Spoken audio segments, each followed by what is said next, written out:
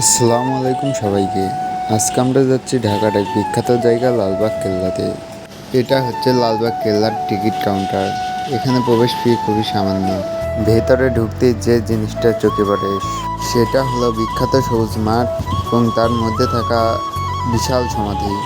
এখানে রয়েছে ছোট্ট একটি জাদুঘর, যেখানে রাখা আছে নানা ধরনের অস্ত্র, পোশাক, ঐতিহাসিক মুঘল আমলের স্মৃতি। এই জায়গাটা আমার সবথেকে প্রিয়। একদিকে রয়েছে মুঘল আমলের ইতিহাস, অন্যদিকে সবুজে ঘেরা প্রকৃতি। মনে হয় কয়েক শতাব্দী পিছনে ফিরে গিয়েছি।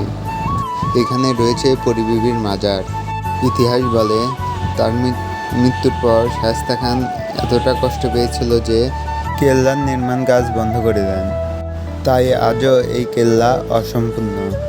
যারা ইতিহাস পছন্দ করেন তারা অবশ্যই এই জায়গায় এসে ঘুরে যাবেন। এইখানকার প্রাকৃতিক পরিবেশটা মনোমুগ্ধকর। এইখানে রয়েছে বিশাল বড় একটি পুকুর, যেটা এখন বর্তমানে পানি শূন্য। বিশেষ করে শুক্রবারে এখানে অনেক দর্শনার্থী আসে এবং সবাই ছবি ভিডিও নিয়ে ব্যস্ত থাকে। কেল্লার প্রাচীন নকশাগুলো মনোমুগ্ধকর। লালবাগ কেল্লা শুধু একখণ্ড পুরনো ইট পাথরের সৌধ নয়, এটি ইতিহাস, রহস্য, প্রেম, শোক এবং প্রতিজ্ঞার এক প্রতীক।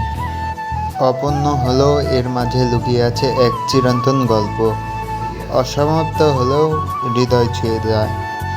লালবাগ কেল্লার ভেতরে রয়েছে দুর্গ, বাগান, ফেয়ারা আর রাজকীয় সভাকক্ষ। প্রতিটা ইটে যেন ইতিহাসের গন্ধ। লোক কথা বলে এই কেল্লায় আছে গোপন সুড়ঙ্গ পথ, যা নদীর দিকে নিয়ে যেত, আর রাতে নাকি পরিবিবির ছায়াও ঘোরে। এই জায়গাটা শুধু ইতিহাস নয়, পরিবার নিয়ে ঘোরার জন্য দারুণ।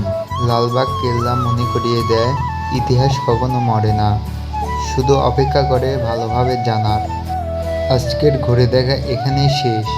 ভিডিও ভালো লাগলে একটা লাইক দিও, কমেন্টে বলো তোমরা কোথায় ঘুরতে চাও, আর চ্যানেলটাকে সাবস্ক্রাইব করতে ভুলো না।